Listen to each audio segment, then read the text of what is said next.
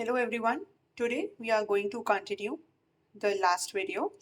That is, in the last video, we have already evaluated the eigen values of the matrix A, which is equals to 2, 9, 1, 2, and we have evaluated the eigenvalues using the characteristic equation as this.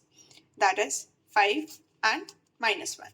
Today we will learn and revise that how, with the help of these two eigenvalues, we will find the eigenvectors corresponding to these two eigenvalues.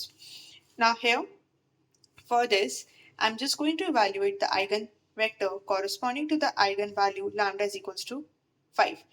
So always when you are evaluating eigenvector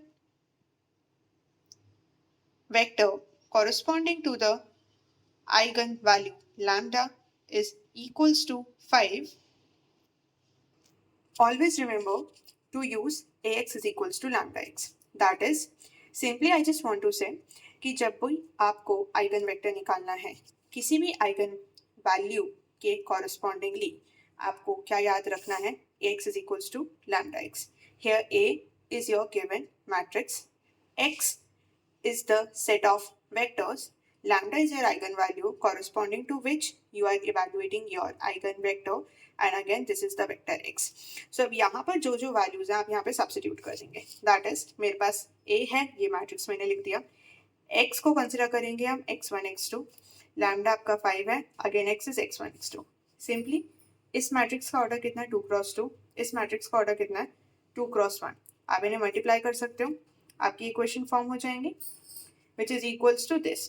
अब आप इस side को यहाँ पे shift करोगे, simply आप equation form कर सकते हो किस तरीके से, कुछ इस तरीके से. इसको सिंप्लीफाई करोगे, ये दो इक्वेशंस बन जाएंगी. अब इन दो इक्वेशंस को हम ऑगमेंटेड मैट्रिक्स की फॉर्म में डाल सकते हैं, जैसे मैंने यहाँ पे डाला है. अब आप सिंपली रो ऑपरेशंस लगा के इन्हें रिड्यूस कर सकते हो. तो पहली ऑपरेशन मैंने लगाई, R1 को R2 से रिप्लेस कर रही हूँ, मुझे ये मैट्रिक्स मिल गया. देन मुझे इस पोजीशन को 0 बनाना होता है. उसके लिए मैं सबसे पहले क्या कर रही हूँ, मैं R2 को डिवाइड कर रही हूँ 3 से. द मोमेंट मैंने रो ऑपरेशन लगाई R2 को के ऊपर कि मैं उसको 3 से डिवाइड कर रही हूँ, तो मुझे कुछ ऐसा मिल जाएगा. देन अब एज आई हैव सेड कि मुझे यहाँ 0 बनाना है, तो मैं दोनों इक्वेशंस को अगर ऐड कर दूँ, दैट इज R2 के अंदर मैं ऑपरेशन लगा दूँ R2 प्लस R1, तो सिंपली मुझे यहाँ पे 0 मिल जाएगा और कोइंसिडेंटली यहाँ पे भी 0 आ गया.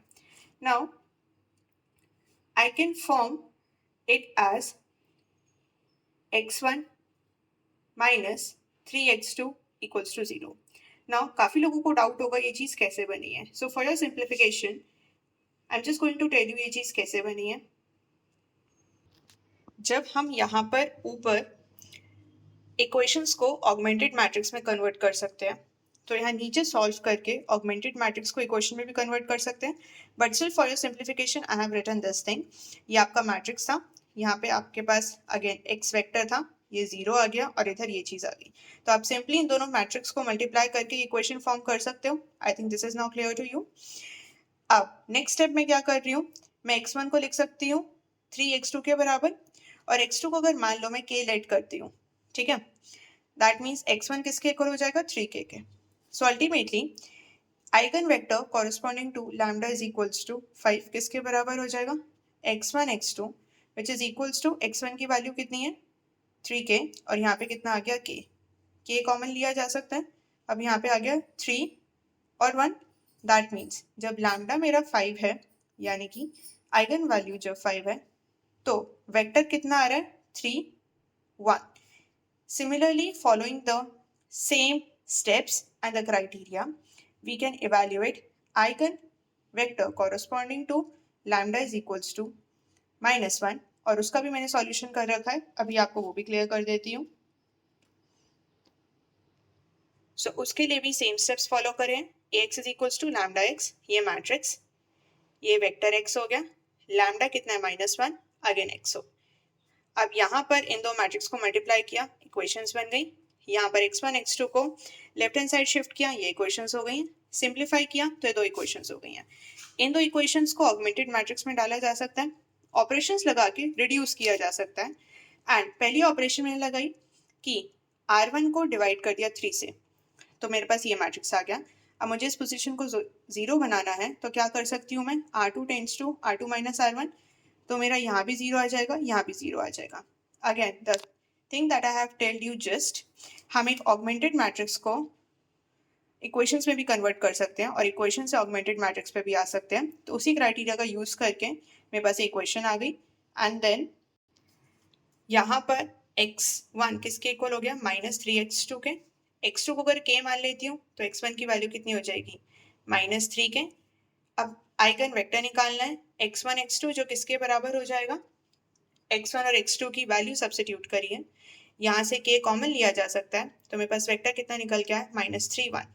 That means eigen vector, eigen value lambda is equals to -1 के कॉरेस्पॉन्डिंगली कितना आ गया, -3 1।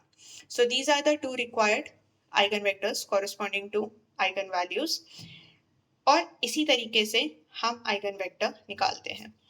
So clear out all your doubts, जो भी आपको आ रहे होंगे अपनी कैलकुलेशन में सॉल्व करते हुए, just remember the basic things and the basic criteria, तो उससे आपकी कोई मिस्टेक नहीं होगी।